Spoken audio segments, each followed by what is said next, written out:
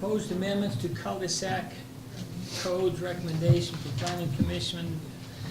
Shay, would you mind going over this, Sure. council, please?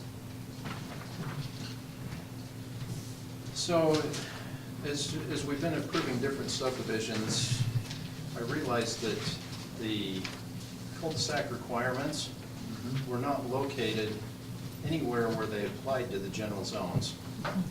They were located in the, Mountain Home subdivision, Mountain Home zone, the CE, so, you know, they're located in 4 different zones, but none of them were our general zones that we use all the time.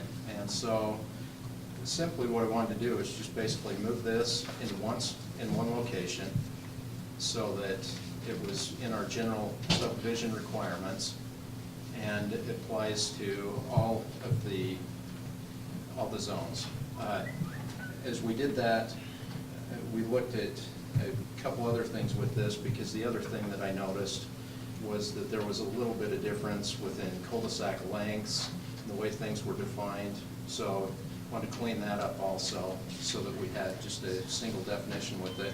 So I think what I'll do, just real quickly, is run through at the back of the memo and the notes that you received is a proposed ordinance.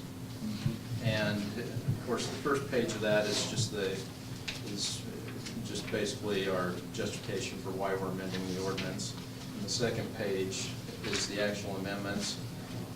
And you'll see on these first few amendments, these are in the hillside residential, the hillside cluster, you know, these various zones, just basically referring the cul-de-sacs back to the new section that they would be located in. And then we get down at the bottom, number 4 is actually amending the chapter 15, which is the subdivision design section in the code. And there's a section in there that talks about the length of streets, the length of blocks, and so we just add the cul-de-sac section into that.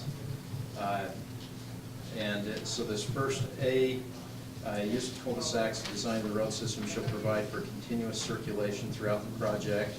Cul-de-sacs and temporary dead-end streets stubbed for future development must have approval by the planning commission and are only allowed where unusual conditions exist which make other designs undesirable. So That is good. we don't want to have for instance, Harrison Heights, when it initially came to me, was a series of 5 or 6 cul-de-sacs in there, which would have been a pain for traffic coming in and out of it, and then especially when it comes to snow plow and garbage, you know, having to come in and out of all those. It'd take a long time to clean something so that was added in. That was actually moved from one of the other locations and just put in there. And then the cul-de-sac length,